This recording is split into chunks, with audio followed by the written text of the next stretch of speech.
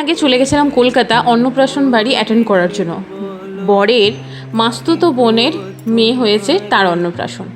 তো সেদিনই গিয়ে সেদিন রাত্রিবেলায় চলে এসেছিলাম, একদিনেরই শ্যুট ছিল। মানে এত তাড়াহুড়ো করে হয়েছে, সেই ট্যুরের কথা না হলে পরেই বলবো। এখানে দেখো এত জলদি আমি রেডি হয়েছে, এর আগে মনে হয় কোনো দিন এত জলদি রেডি হয়নি। যাই হোক, তোমরা বলো কেমন লাগছে আমার। এখানে তো আমার কানে ঠিকঠাক আছে, একটু পরে আমার কানের পুশটা পড়ে গেছে, তাই আমার জামাইবাবু বলছে কানের পুশ সবসময় ব্যাগে এক্সট্রা করে রাখবে। আর এখানে তো আমরা যাওয়ার জন্য বেরিয়ে পড়েছি, আর আমার বেটু কুরকুরে হাতে ধরে টুকটুক করে হাঁটছে। আমি বলছি ধরো গো একটু, এখানে তো দাদার কোলে পেয়ে গেছে। একটু ভালো করে তাকাতে বললাম ছবি তোলার জন্য, কিছুতেই তাকাবে না, ছটপট করছে ভেতরে ঢোকার জন্য। এখানে দেখো অনুষ্ঠান শুরু হয়ে গেছে, কত সুন্দর সাজিয়ে গুছিয়ে খাওয়ানো দাওয়ানো হচ্ছে বাচ্চাকে। সত্যি এই দিনটা খুবই মেমোরেবল। আর আমি এখানে আমার ভাগ্নিকে বললাম একটু ভালো করে ভিডিও তুলে দেখ, তো কয়েক সেকেন্ড, মানে 1-2 সেকেন্ডও হয়নি মনে আমাকে দেখিয়েছে, লোকজনই দেখিয়ে দিল। যাই হোক, ফটো কিন্তু ভালো তুলেছো, এই ফটোগুলো খুব সুন্দরই উঠেছে। আর খেতে বসার আগে যা যুদ্ধ হয়েছে কি বলবো, বেলুন ও নেবেই, ওই বেলুন না নিয়ে ও বসবে না কিছু। ওখানে ক্যাটারিংয়ের লোকজন এত ভালো ছিল, ওরা একটু বেলুন খুলে দিল এবং ও শান্তভাবে বসেছে। আর এখানে দেখো আমি নিজেকে ফাইনালি একটু টাইম পেলাম দেখার জন্য কেমন লাগছে। আর চুলটাকে বেঁধে সন্ধে বসে পড়েছি। যেমনই হোক, খাওয়ার সময় বাবা চুল ডিস্টার্ব করলে খুব বিরক্ত লাগে, চুলটা তার জন্য বেঁধে নিয়েছি। আর এখানে দেখো প্লেট দিয়ে দিয়েছে এবং লবণ, লেবু, ভাত, ডাল আর সঙ্গে ঝুরি আলু ভাজা দিয়ে দিয়েছি। কম্বিনেশনটা খুব ভালো লাগে। আর পটল চিংড়িগুলো বেশ বড় বড় ছিল, আমার তো খেতে খুবই ভালো লাগে পটল চিংড়ি। আগে এইসব ভালো লাগতো না, কিন্তু দিন দিন বড় হওয়াতে সব কিছুই ভালো লাগছে। আর এখানে ছিল পোলাও, তো পোলাওয়ের সঙ্গে খাসির মাংস অনেকেরই কম্বিনেশনটা খুব ভালো লাগে, কিন্তু আমার মেনলি সাদা ভাতটাই বেশি ভালো লাগে, কিন্তু সেদিন ভালো লাগছিল।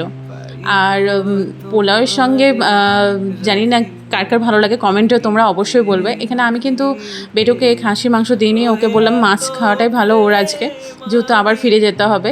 তো এখানে ফোন লাগিয়ে চুপ করে বসতে দিয়ে দিয়েছি খাওয়ানোর জন্য। আর এই দেখো মাংসটা সত্যি খুবই সুন্দর রান্না হয়েছিল, একদম বাড়ির মতো নরম তুলতুলে। আর মাছের ছালটাকে ফেলে দেবো, ওই মাছের ছালটা আমিই খেয়ে নিলাম, ওকে তো মাছের ছালটা দেবো না। আর চাটনি পাঁপড়কে, মানে পাঁপড়ে চাটনি লাগিয়ে এইভাবে কে কে খাও বলো তো।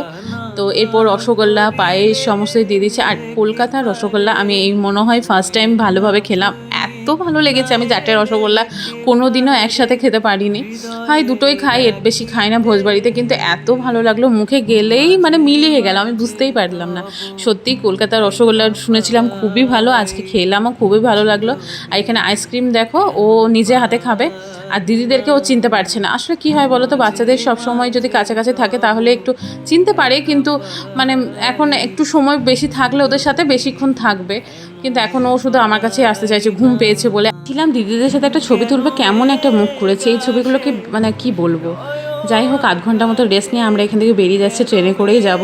জায়গাটা সত্যিই খুব সুন্দর, যে বাড়িটাতে আমাদের থাকতে দিয়েছে। এই দেখো একটা ভিডিও তুলতে যাচ্ছিলাম, যাবার সময় যে জাস্ট ড্রেসটা পরেছে, কোনো কিছু সাজগুজ করিনি। এর মুখটা দেখো, সারা দুপুর না ঘুমিয়ে আমাদেরকে অসহ্য জ্বালিয়ে গেছে। আর এই যে ভিলাটা ছিল সত্যি খুবই সুন্দর জায়গাটা। আর নিচে যে মন্দির আছে সেটা আগে দেখিইনি, বেরোবার সময় লক্ষ্য করলাম, এত তাড়াহুড়ো ছিল। যাই হোক, টোটো ধরে আমরা চলে এলাম, খুবই সামনে বাড়িটা স্টেশনের কাছ থেকে, হাওড়া স্টেশনে, কিন্তু তাও অটো ধরে এলাম বাচ্চার জন্য, ও তো ঘুমিয়ে গেছে।